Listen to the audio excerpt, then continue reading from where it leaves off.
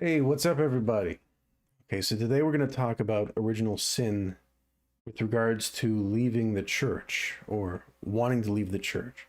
Now, if you want to leave the church, the Catholic Church, you can always go back again because all that's needed is for you to go to confession and talk about what caused you to want to walk away and have a conversation about that and confess if you need to confess because maybe there are some really big things that you did that weren't very good, and you felt that by leaving the church you would feel less guilty about those things. So that's one reason why you might want to leave and come back, because you realized that those things really were bad and you need to atone for them. Another reason could be that you simply find it way more comfortable and easy and less of a hassle for you emotionally to just not show up to mass and to just enjoy your life. And for those people, that's the choice they make. And I've talked about people that make that choice in a previous video, people who are creative or are celebrities. They decide to leave, and that's up to them, and that's great in the sense that they can come back, because we want everybody to eventually find their way to Christ. But the thing is, they have to do that through the church, even though that may sound very judgmental and bigoted.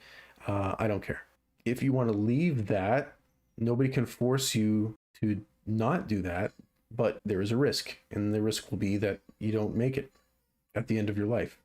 You are not going to exist at the end of time. You're going to be a non-entity, and you will have thrown away the opportunity to become something amazing, which is to be a saint and to usher in the recreation of the new universe that is to come. So in spite of all that, if you want to leave the church, we have a bit of a dilemma from a theological standpoint, because now we say to ourselves, whoa, hang on a sec, that person was baptized and now they want to leave.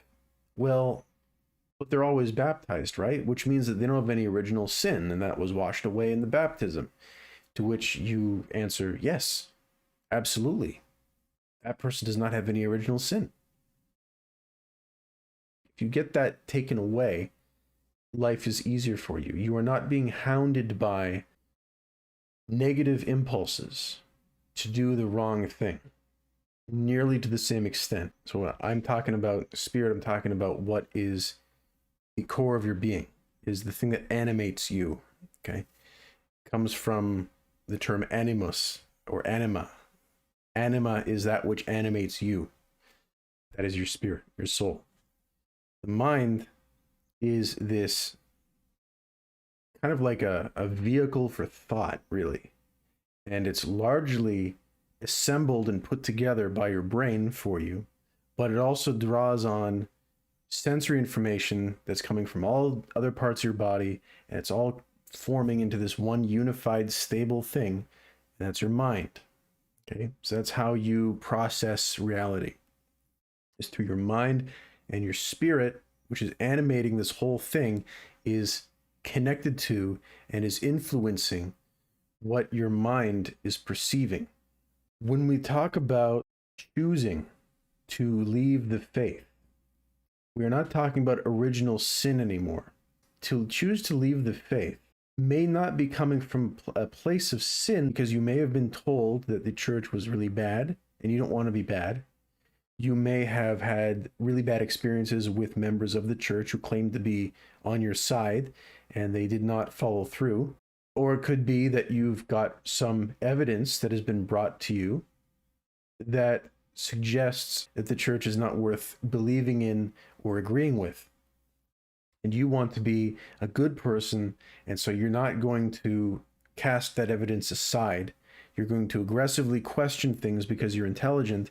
And when you come to the decision that you need to leave the church because its explanations for things, or the explanations that its members give you, are not satisfactory, you're going to make that decision to leave.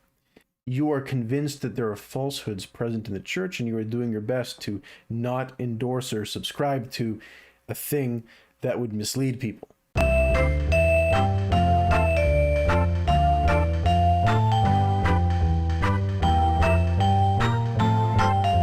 However, there are times where you're doing stuff that's not good, and you just don't want the added headache of some kind of institution that tells you you shouldn't do that stuff because you like doing it. That's coming more from a place of sin. But the thing is, somebody with original sin, what they're doing is not mentally deciding to act in a way that's bad. They are acting in a way that they believe is good for them because they have original sin, and it's really hard for them to know the difference. But once you go through baptism, once you get that original sin taken care of, now if you want to do something really bad, if you want to hurt somebody, if you want to hurt yourself, that's a purely mental act. That's no longer a spiritual act anymore. You are making a conscious decision to do something bad, even though you don't have original sin clogging up your ability to know right from wrong. So the goal for us with original sin is not to say that you have this stain that you carry with you all the time, you'll never get rid of it, and even if you get baptism, it's still sort of kind of there, and it can still trip you up. And it's like, well, what does that mean? You're a little bit sinful? It means that it didn't get rid of all the original sin. There's just like a little stain left behind, right? You get into these kind of fanciful descriptions, these poetic descriptions of what that is, that don't really tackle the actual issue. People who make a mental decision to do something bad, or choose to get away from the church so that they feel less guilty when they do something bad, those are the people that end up suffering even more than the people who have original sin and are just constantly making mistakes and errors because they can't cogently determine right from wrong. The reason for that is to choose the bad when you know the good means that there's a lot more responsibility on your shoulders when you make that decision than if you never knew what the good was. Because if you don't know what the good is, how can you possibly be expected to always operate on the basis of what's good? And I'm not saying that we should be living our lives like under the thumb of someone else. We shouldn't be doing that. We shouldn't be that subservient. We should have a spirit and a will of our own. What I am saying is, if you deny the good that you've been given and you know it's good, then there's a lot of responsibility on your shoulders for making that decision. So that's really all I have to say about original sin and the decision to leave the church. Yeah, that's basically it.